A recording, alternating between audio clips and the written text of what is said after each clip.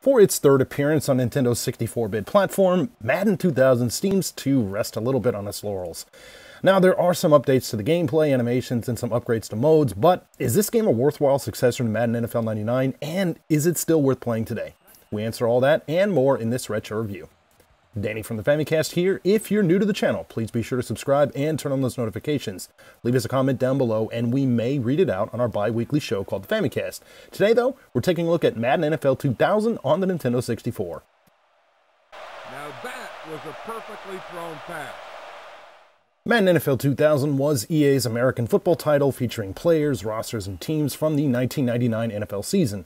It released on the Nintendo 64 on August 31st, 1999 in North America only. Now, it was also released on PC that August, the PlayStation on July 31st, 1999, and the Game Boy Color in November 1999, as well as Mac that year as well.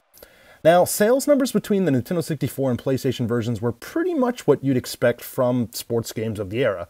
Now, Madden 2000 on PS1 sold through roughly 1.75 million units, while the N64 version sold around 610,000 units.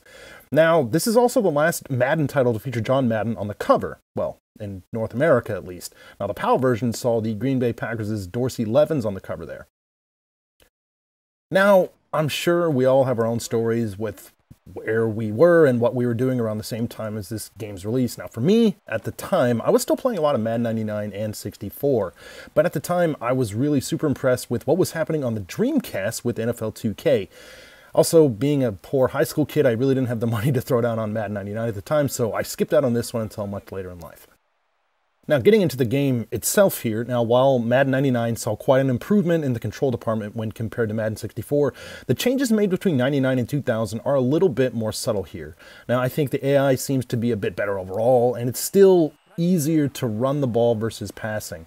Now, there's also now the ability to add hot routes to individual receivers before you snap the ball, and also in another first for the series, you're actually able to throw the ball on the run as a quarterback, which is a pretty cool addition, especially with some of the guys that were in the league at the time, like Jake Plummer and Cordell Stewart. Now, another thing added to this game were Madden challenges. Now, Madden challenges offer like this varying degree of tasks, just different things for you to do while playing the game. Now, essentially what these do, these net you points, which in turn gives you access to secret codes. Now, obviously these days you can find all these codes online. However, at the time of the release, this could probably help provide a certain level of replay value that the previous titles just didn't have. Now, the codes here range from things like giving you the ability to kick ridiculously long field goals or throw like 100-yard passes, to things like unlocking teams and stadiums. Now, some of the teams here are pretty wacky, but some of the things here are actually classic teams that were available in previous games right from the start.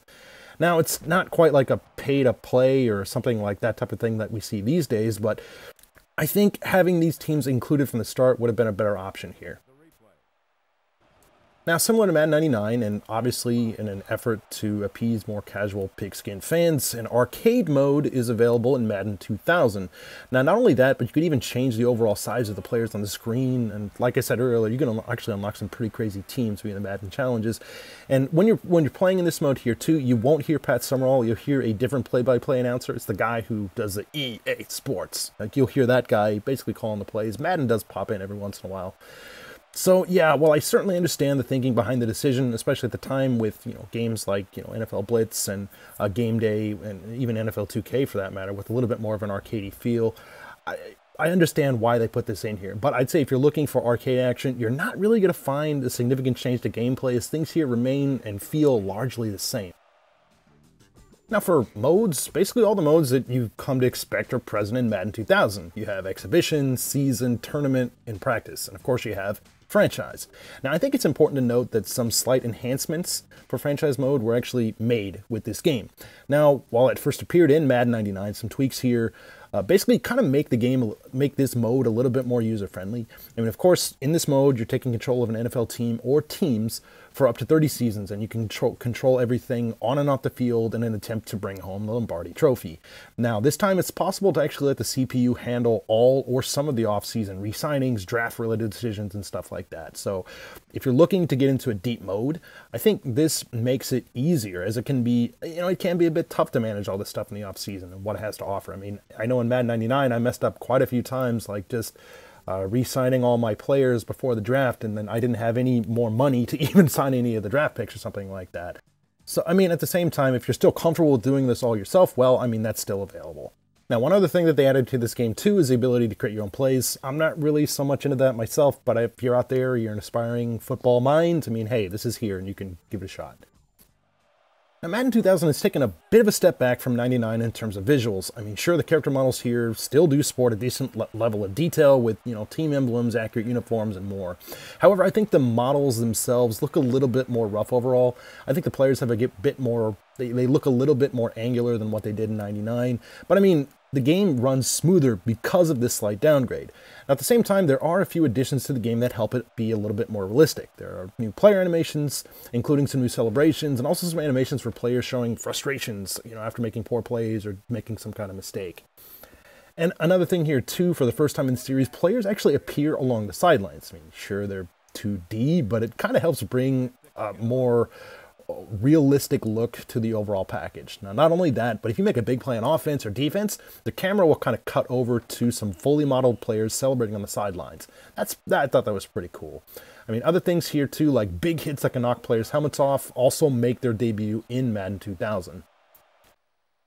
Now, things on the audio front are still a little bit of a letdown here. I mean, it's the N64, so it is what it is. I mean, as with previous entries in the series, this cart-based medium really kind of limits what can be included when it comes to commentary. I mean, yeah, Summerall still does a play-by-play, and it seems like he's talking a little bit more than what he was in 99. And Madden, of course, he's here too, but just like with 99, he doesn't really have a lot to say, unfortunately.